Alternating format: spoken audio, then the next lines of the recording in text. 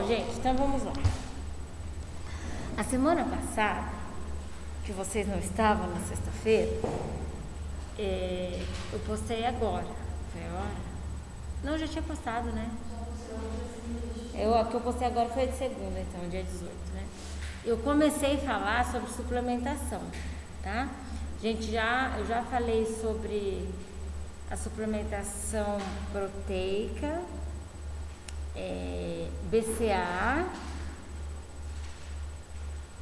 não lembro, creatina e carnitina.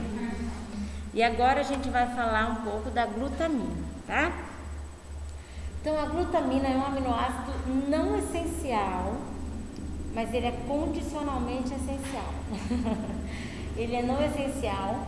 Os mamíferos fazem síntese e hidrólise desse aminoácido. E daí ele forma ácido glutâmico, valina e isoleucina, né? Por isso, daí já dá para entender o porquê que alguns atletas usam a glutamina, por conta da leucina e da isoleucina. Só que ele é um aminoácido condicionalmente essencial. Embora a gente produza, a gente ainda precisa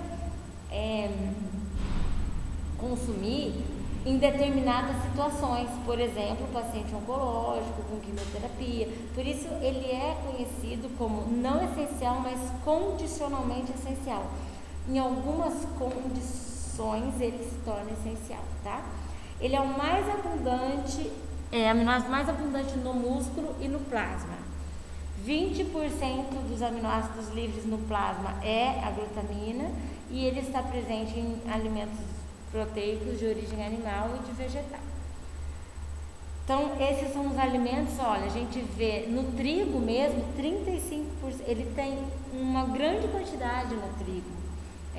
24% feijão, 9,6% soja, 8,9% caseína, que está no leite de vaca, 3,8% ovoalbumina e 2,9% actina, que é no próprio músculo.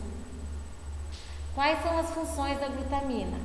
Transferência de carbono entre os órgãos, transferência de nitrogênio entre os órgãos, precursora de nucleotídeos, detoxificação de amônia, manutenção, equilíbrio homeostase, homeostase orgânica, equilíbrio ácido-base e regula síntese e degradação proteica. Atua no crescimento e diferenciação celular. A gente acabou de falar disso lá na dietoterapia, porque ela é um aminoácido usado para replicação rápida de células dos enterócitos, né? Então ela atua no crescimento celular, fornece energia para proliferação rápida dos enterócitos do sistema imune, melhora a permeabilidade intestinal. Eu já falei, acho que isso para vocês, que quando o intestino está muito permeável, não adianta a gente só pôr o lactobacilo, né? Porque ele está permeável, ele precisa porque o lactobacilo, se você colocar lá e ele estando permeável, ele pode ir para a corrente sanguínea. Eu já li um estudo faz tempo até, gente, pode até ter saído muitos outros e eu não sei, tá? Mas eu me recordo muito bem de um estudo feito que aconteceu uma septicemia pela permeabilidade intestinal quando suplementado lactobacilo. Claro, o paciente imunologicamente muito afetado e alta permeabilidade intestinal. Então a glutamina ela vem fechando, né, melhorando a permeabilidade. O lactobacilo consegue se manter ali e a fibra mantém o lactobacilo lá. Não, o lactobacilo não, os probióticos, né? Então a glutamina ela geralmente é usada para tratamento intestinal também por esse motivo, pela melhorar essa permeabilidade, pela capacidade que ela tem de replicação celular dos enterócitos principalmente. Melhora a resistência a algumas infecções também. Fora isso, é precursora da gliconeogênese hepática, precursora do GABA. O que é o GABA?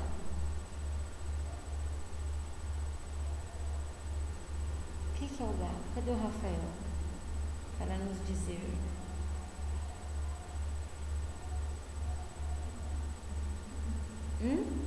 Tá, então nós vamos pular isso aqui para vocês pensar. E glutamato, que o GABA é comum, a gente vê muito falar do GABA. Vocês não veem? Que você, Bruno, não, nem você. Nem quando vocês, como é que fala? Acompanham o pessoal da atividade física, tipo, seguem algum nutricionista que trabalha com nutrição esportiva, não? Então tá. Fornece energia aos fibroblastos, aumentando a síntese de colágeno. No músculo, ela faz estoque, síntese e liberação, ou seja, a glutamina na própria atividade, porque tudo que eu falei não foi só na atividade física, né? 80% da glutamina corporal está no músculo e veja só, quando a gente faz atividade física, é o músculo que vai fazer produção energia, ele que vai precisar de ATP. E se tem glutamina lá, é facilmente utilizada como fonte de energia. Então a glutamina, ela é utilizada como fonte de energia para prática de atividade física. Professora, mas e daí? Daí que ele pode usar o carboidrato para isso. Mas se ele quer gastar mais com a glutamina, tudo bem, né? As contrações musculares aumentam a taxa de metabolismo do piruvato e produção de lactato. Então as concentrações musculares aumentam o metabolismo anaeróbico e aí a glutamina é utilizada para fazer nova glicose. Ela, devido à produção de glutamato e alanina, né, eles são gliconeogênicos, né? A alanina, agora há pouco a gente falou, não, acho que foi a aula passada. A alanina, ela é um aminoácido gliconeogênico e a glutamina, ela é um intermediário do ciclo de Krebs e ela pode também ser gliconeogênica. Então, realmente, quem pratica atividade física se beneficia porque ela é uma fonte de energia. Mas aquela coisa, né, gente? Como que se diz? O carboidrato faria essa função energética. Os efeitos do exercício físico sobre o metabolismo da glutamina não está bem esclarecido. O que se sabe? Que no exercício prolongado aumenta de 1 a 3 vezes a captação de glutamato a partir da circulação sanguínea e aumenta de 2 a 9 vezes a liberação de glutamato e alanina pela necessidade de energia rápida. E energia rápida a gente produz através da glicose. E se eu não tenho glicose, é a alanina que vai ser usada, é a glutamina. Então, por isso que no exercício prolongado aumenta-se a captação de glutamato e liberação de alanina e glutamato, né? Durante o exercício ocorre formação e liberação de glutamina. Isso evita o aumento de amônia. Vejam só, se a glutamina participa como um intermediário do ciclo de Krebs, mas ela também participa como um gliconeogênico, ela, consequentemente, ela vai diminuir quebra proteica e vai diminuir a desaminação de outros aminoácidos, que vai diminuir a produção de amônia. Então, e a glutamina, ela é captada facilmente no próprio músculo, né? Então, ela não faz essa produção de amônia, que tem que ser convertida em ureia e ser eliminada pela urina. Então, por conta disso também, que os atletas não penso que é por conta disso, entendeu? Eu que fico tentando justificar, porque nem todo atleta sabe, né, exatamente dessa desaminação que os aminoácidos sofrem na produção energética. Então, a glutamina será usada para repor glicogênio pela gliconeogênese. Agora, realmente, quando um atleta lê isso, fala, vamos comer glutamina, sem lembrar que melhor do que glutamina para repor glicogênio é carboidrato. Muitos atletas, então, são convencidos sobre o aumento proteico da dieta melhora a performance. E tanto o excesso e a deficiência de proteína para o praticante de exercício físico são prejudiciais, não dá para negar. Não é só a falta que vai ser um problema, o excesso também. Então, vejam só, uma dieta rica em proteína, cerca de 24% do VCT, em baixo carboidrato, olha lá, 3%. Por 4 dias, reduziu a concentração plasmática de glutamina. Por quê? Vejam só, se eu tenho bastante glutamina no plasma e músculo, eu diminuí carboidrato e aumentei proteína. Aí foi ver a concentração plasmática de glutamina estava menor. Por quê? Usou para energia. Então, será que esse resultado seria o mesmo se o carboidrato fosse 50%? Você entendeu como que as pessoas leem isso aí e falam assim, fechou, gente, vamos consumir glutamina, porque, olha lá, numa dieta rica em proteína, diminuiu a concentração plasmática de glutamina. Então, o organismo precisa de glutamina. Não é isso. Ela foi usada e diminuiu porque houve diminuição de carboidrato da dieta, tá? Um grupo, um outro estudo, consumiu 45% de carboidrato e 70%. A concentração de glutamina foi maior no grupo com maior ingestão deste nutriente. Óbvio, isso que a gente acabou de falar. Será que a concentração de glutamina teria reduzido com uma dieta de mais carboidrato? Aí foi feito esse estudo aqui. Deram mais carboidrato e a concentração de glutamina foi maior ainda quanto maior era o carboidrato. O que mostra? Que a falta do carboidrato a gente usa proteína mesmo. Mas não é uma necessidade da glutamina. E não é uma necessidade da proteína, é uma necessidade de produção energética que a gente tem. Dietas com baixo carboidrato e alta proteína podem levar à acidose metabólica. Isso aumenta por conta do aumento da captação renal de glutamina para fazer equilíbrio ácido básico. E isso também diminui a concentração plasmática de glutamina.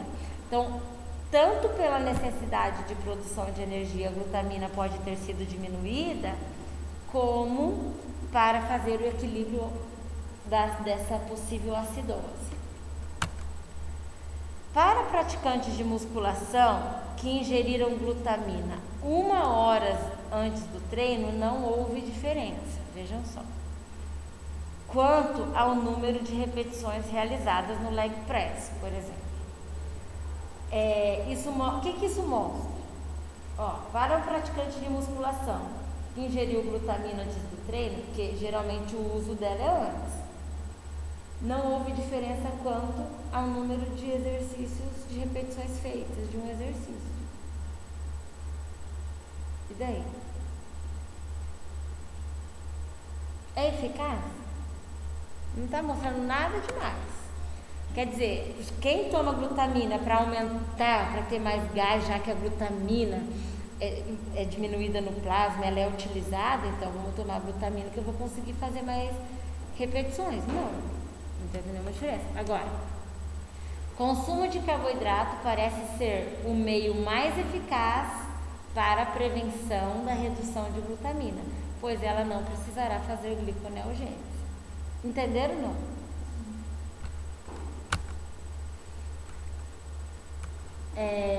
Agora sim, tem uma outra parte do praticante de atividade física que coloca assim: os atletas associam a glutamina à melhora do sistema imunológico. Por exemplo, eu não tomo glutamina para eu fazer mais o exercício, ou para eu produzir mais energia, para eu conseguir fazer mais, correr mais ou pegar mais peso. Eu tomo porque a glutamina não me deixa ficar doente. Porque tem realmente, né? Ela tem essa capacidade de replicação de células intestinais.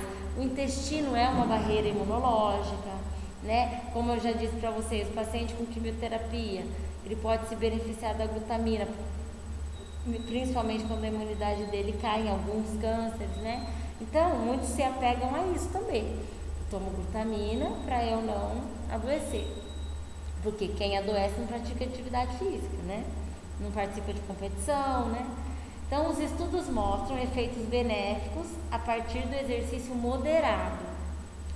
pois há hipótese de que a diminuição da função imune depois de um exercício intenso e prolongado seja causado pela diminuição da concentração plasmática de glutamina. Então, realmente, e foi detectado assim, no exercício moderado, né, a intenso, a função imunológica diminui. É óbvio, né? A gente gasta muito mais energia, despende muito mais, como é que se diz? O organismo, ele vai estar concentrado em cicatrização de fibras, né? E aí, ele demanda mais proteína, porque se o glicogênio não é reposto adequadamente, aí a proteína vai ser quebrada e para dar energia para essas pessoas. Então, o que acontece, gente? Pode ser, né, há uma hipótese de que a diminuição da função imune por pessoas que praticam exercício intenso e moderado, e que isso seja causado por essa diminuição do plasma, porque se a glutamina foi diminuída, foi na intenção de suprir o carboidrato. Então, ela deixa de fazer a função imune dela.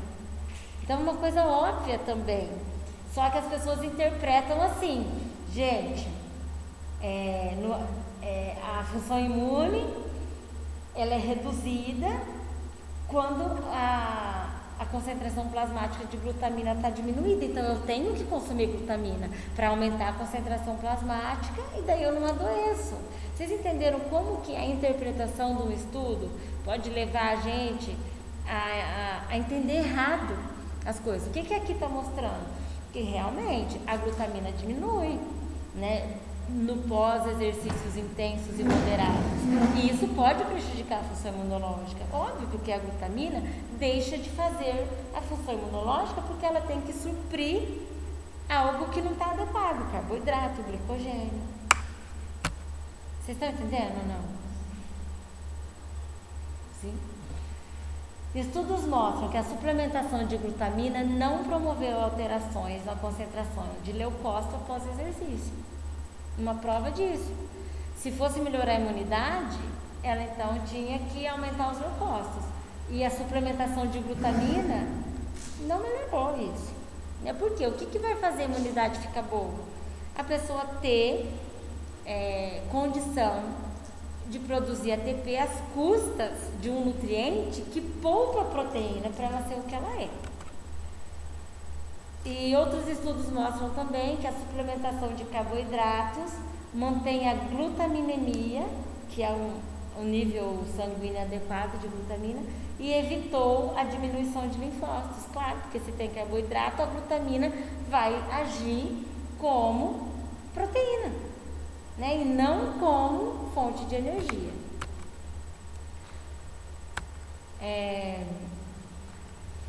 E aí foram feitos estudos com carboidrato e glutamina também, né? A atividade intensa e longa reduz glutamina sérica, provavelmente devido à depressão de glicogênio. Então, se não tem glicogênio, diminui glicose, a glutamina tem que virar glicose. Então, diminuiu a glutamina no sangue. Um adequado consumo de carboidrato é eficaz para prevenir a redução de glutamina, porque você tem como todos os slides falando a mesma coisa, né, gente? Vamos falar bem a verdade. Então, dietas que doido. Dietas com maior concentração de carboidratos promoveu maior concentração de glutamina plasmática, mas a redução do glicogênio foi a mesma. Assim, alguns autores contestam a afirmação. Depressão de glicogênio regula a glutamina sérica. Daí, o que vocês me dizem? Aquela dieta que teve bastante carboidrato manteve a glutamina plasmática. Isso aqui é uma coisa, né? Mas a redução de glicogênio foi a mesma. Tipo, se tem carboidrato, manteve a glutamina, mas na hora do exercício a redução foi a mesma. O que isso quer dizer? Que tendo carboidrato, a glutamina não repôs o glicogênio, porque tinha o carboidrato, né? Com maior concentração de carboidrato. Então, alguns autores contestam que quebra de glicogênio regula a glutamina sérica. Não necessariamente, não é a quebra de glicogênio que está regulando, porque daí parece assim, então, dependendo se tem glicogênio ou não, a glutamina vai ser utilizada. Não, na verdade, se tem carboidrato ou não. Porque o carboidrato, se tem o carboidrato, ele repõe o glicogênio e mantém a glutamina lá. Não é exatamente a glutamina que vai regular o glicogênio ou não. Dose de glutamina recomendada de 5 a 20 gramas, sem efeitos adversos. Lembra que no câncer, eu falei para vocês, na imunidade, pode ser usada até 30 nos dias da quimioterapia. Não falei isso, né? No dia da quimioterapia pode chegar a 30 gramas, de tanto que a imunidade é abalada, né, pela quimioterapia. Mas como eu disse, depende do câncer do paciente. Então, eu não costumo falar em ter slides de recomendações por isso, porque tudo depende do câncer. Tem câncer até que ele é contraindicado. Então, vale a pena sempre a gente olhar os estudos recentes de revistas internacionais, principalmente, com fator de impacto maior que 8. Professor, como você sabe o fator de impacto? Quando vocês abrirem uma revista qualquer, ou um artigo, que tem o nome lá da revista, e aí vocês vão buscar, né? Vocês clicam lá para saber que revista que é, ou vocês copiam e colam o nome da revista. Do lado direito, assim, esquerdo do site lá da revista, costuma ter sobre a revista. Vocês entram lá, que lá está escrito fator de impacto. Tá? Quanto maior é o fator de impacto, melhor é a revista. Por que a Lancet é uma revista que bem falada, embora ela cometeu umas gafas na era Covid, né? Porque o fator de impacto dela é maior que 50, de tanto que ela é citada, de tanto que é criterioso para se você publicar um artigo hoje nessa revista, você entra em qualquer doutorado, entendeu? De tão criterioso que é, sabe?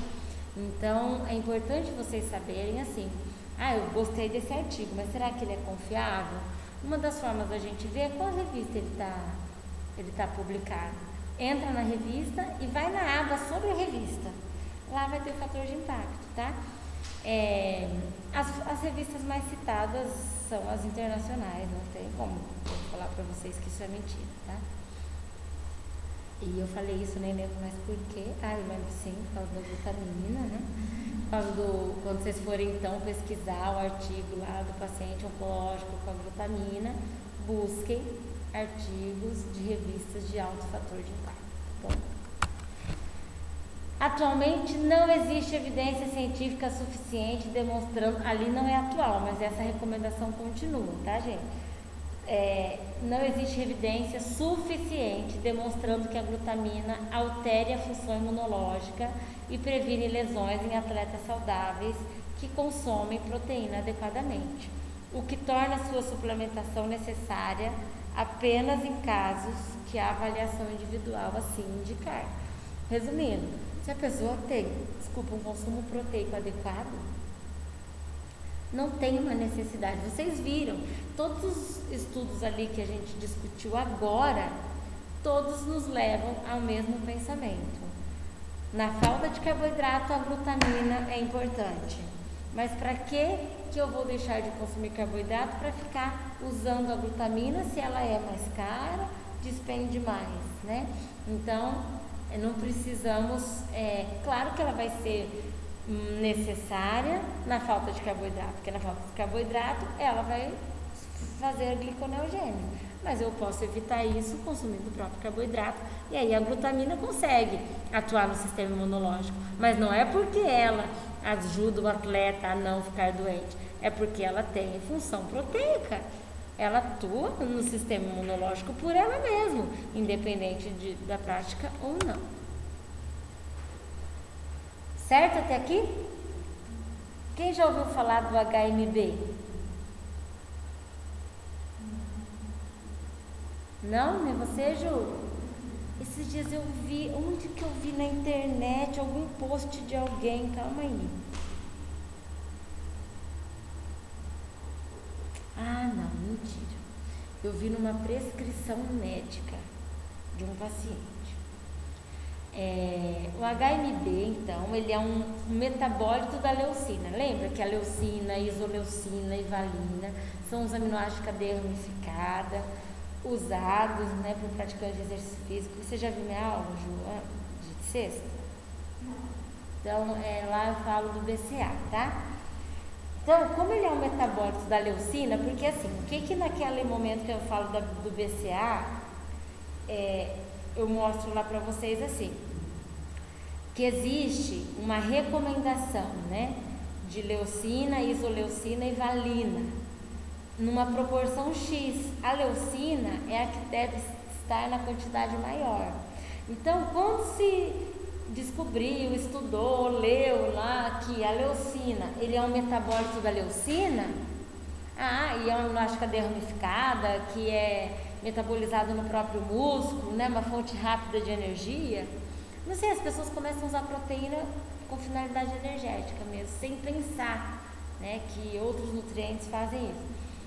Aí pensou, então vamos usar o HMB, porque ele vai, como ele é metabólito da leucina, nós vamos nos beneficiar disso. 5% da oxidação da leucina se converte em HMB. Os efeitos da leucina, na verdade, é o contrário do que as pessoas pensam.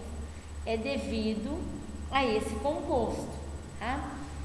E o suprimento de leucina a gente produz e a gente deve consumir também.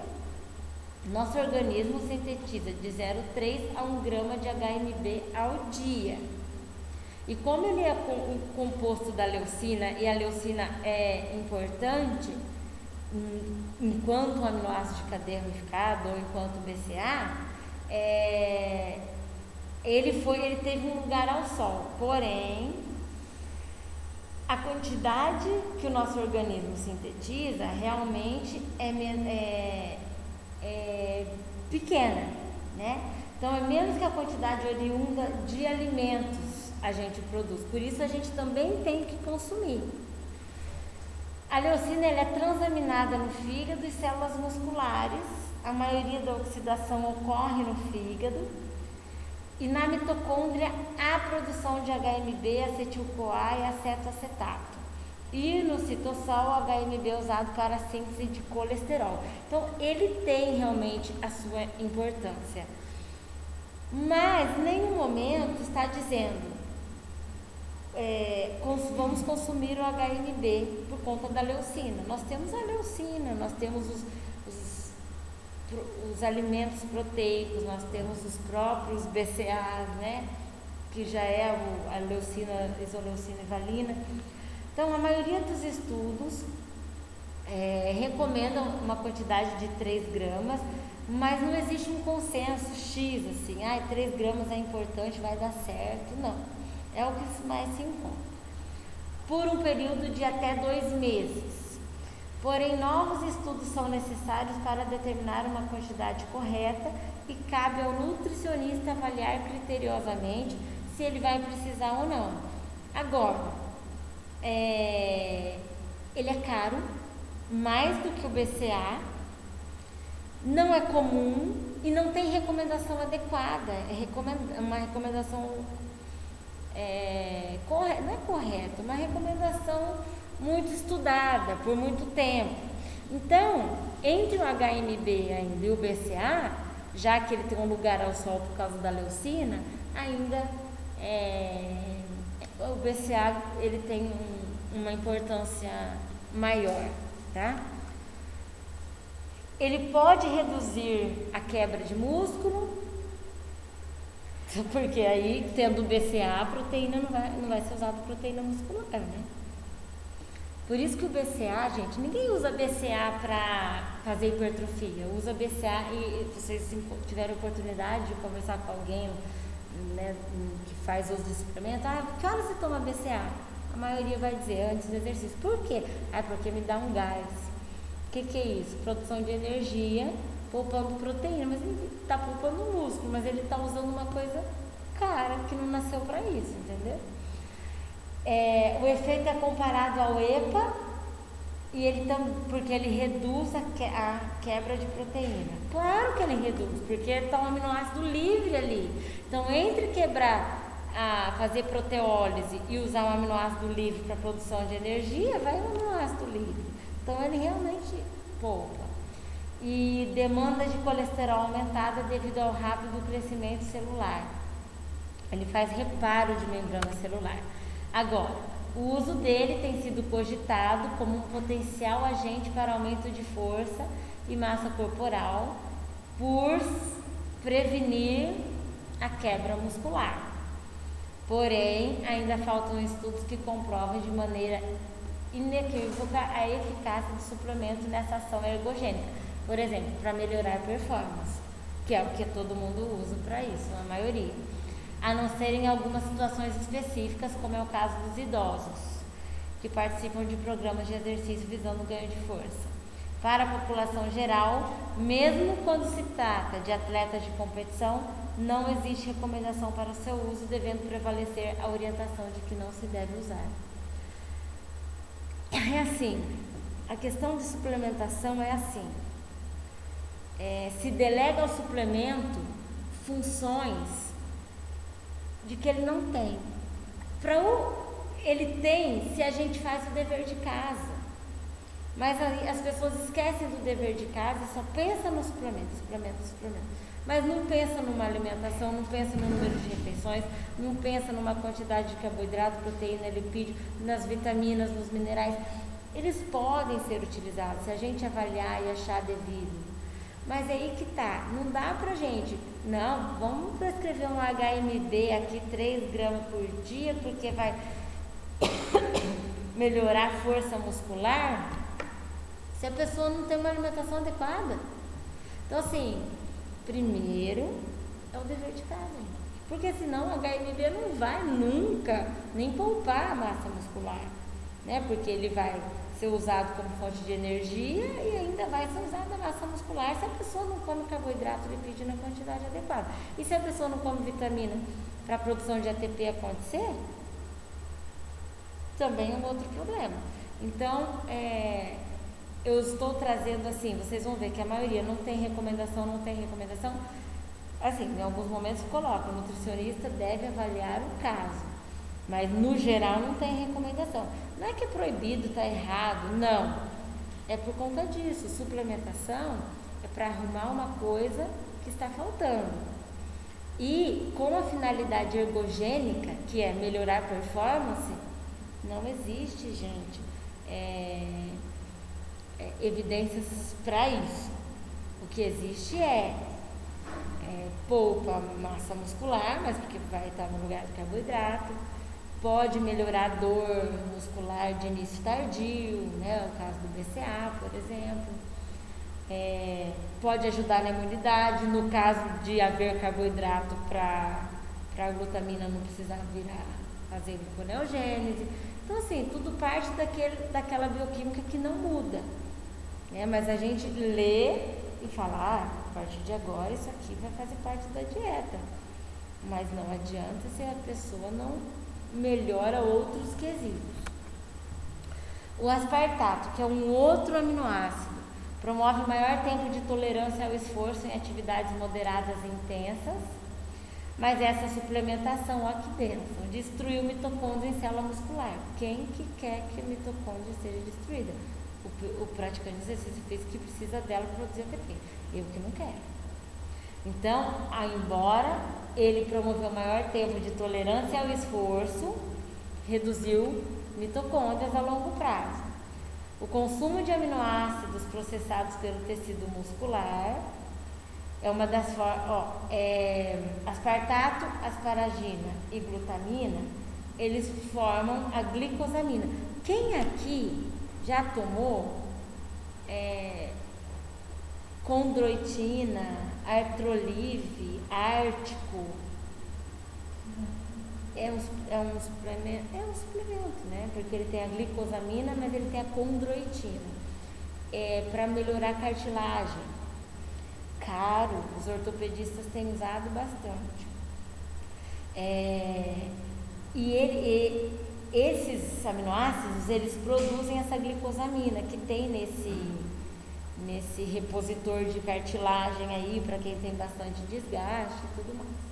Agora, esse consumo, ele está sendo, principalmente por causa do aspartato, ele está sendo um problema por causa disso aqui. Já volto a falar daquela outra flechinha. A glicosamina, ela pode levar à resistência à insulina e um quadro de diabetes.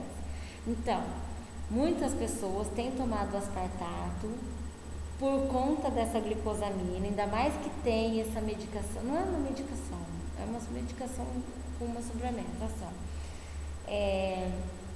E por conta dessa glicosamina, o aspartato teve um lugar ao sol, mas ele pode fazer isso aqui a longo prazo, quadro de diabetes, então tem que tomar bastante cuidado, tá? E ele também é uma forma de eliminar o excesso de amônia, porque como ele está um aminoácido livre, plasmático, ele não vai precisar de metabolismo no fígado, então ele diminui a produção de amônia e ureia. Então, por conta disso, também ele teve um lugarzinho ao sol, mas ele já perdeu esse lugar, tanto que a gente não ouve falar muito dele. Vocês ouvem? Não.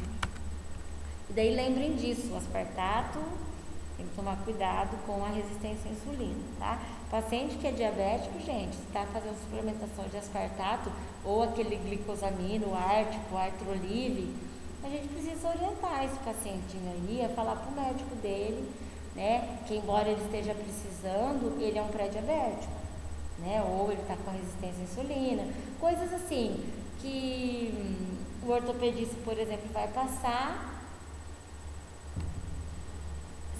Eu espero que não, mas sem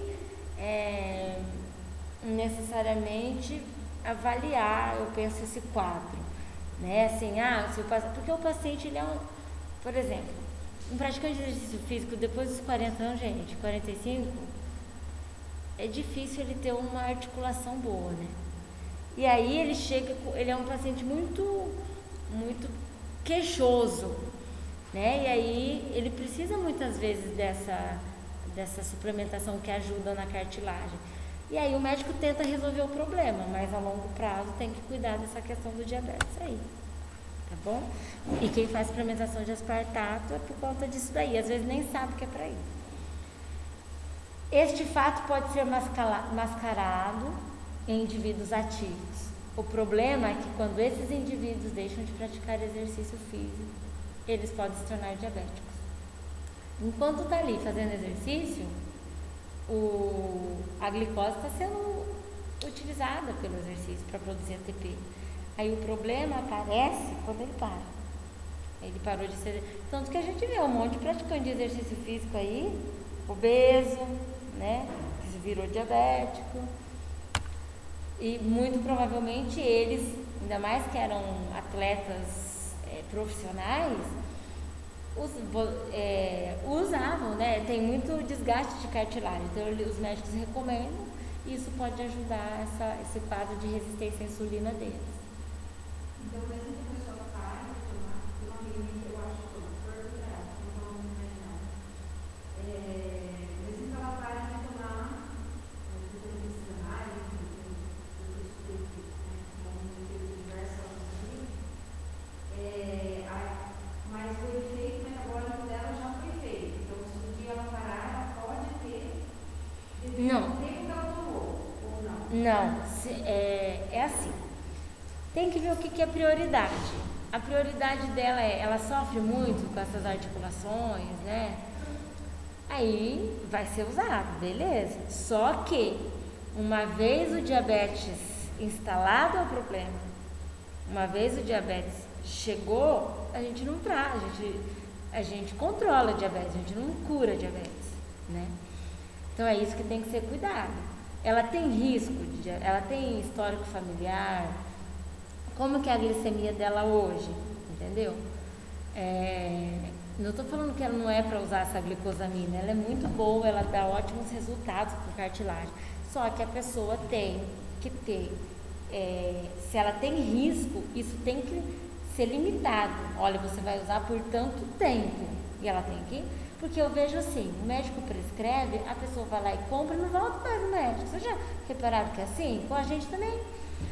Vai lá, faz acompanhamento, aí a pessoa vai tomando, ainda mais que ele dá um resultado. Eu já vi ela passando esse medicamento.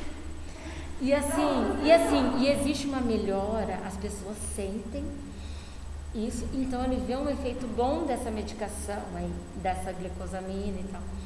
Só que o que acontece? Daí a pessoa não para mais de tomar, porque é uma pessoa que gosta de atividade física, e quem gosta, não tem jeito. E ela quer continuar fazendo. Então, parece até que é um ansiolítico, né? Que ela nunca mais vai parar de tomar. E aí isso pode levar ao diabetes. Uma vez que chega ao diabetes, não dá mais para reverter. Entendeu? E a hora que ela parar de se exercitar, se ela come adequadamente, beleza, mas as pessoas que param de se exercitar e são pessoas que comem uma quantidade um pouco maior, porque atleta de competição, de elite, gasta muita energia, né?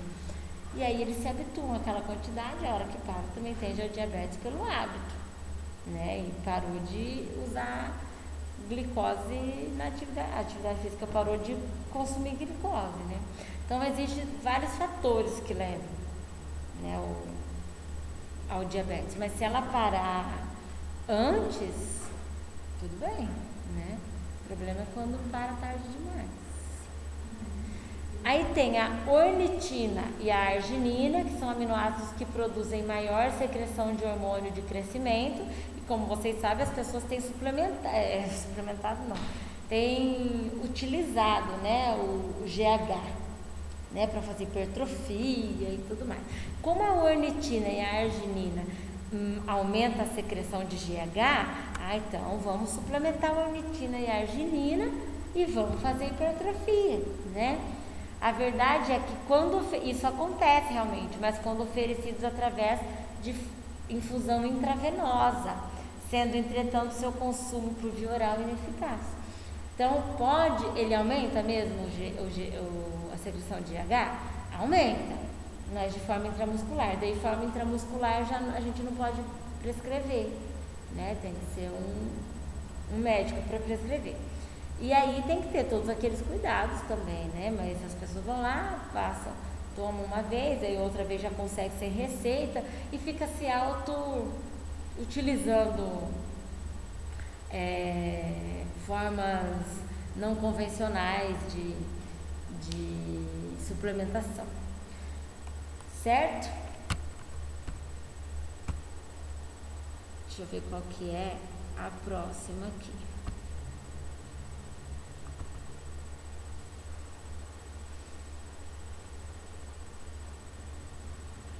Vê pra mim, não,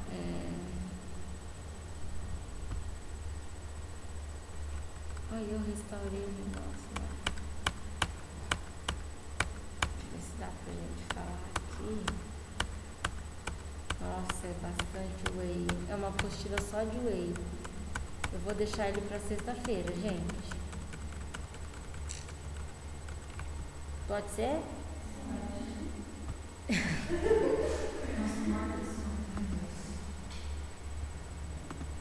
Porque daí o whey vale a